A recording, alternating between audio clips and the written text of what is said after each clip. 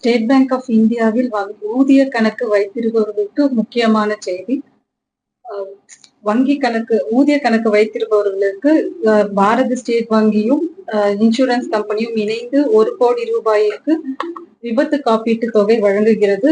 இதில் பயன்பெற்ற பயனாளி ஒருவர் State Bank of India Usilampatti கிளையில் 1 கோடி ரூபாய் முத்துலட்சுமி என்பவர் இந்த மாதம் பெற்றார்.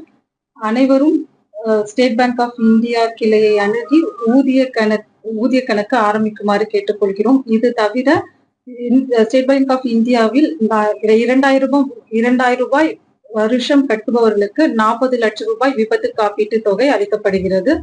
அனைவரும் இந்த திட்டத்தில் சேர்ந்து பயன் பெறுமாறு கேட்டுக்கொள்கிறோம். நன்றி.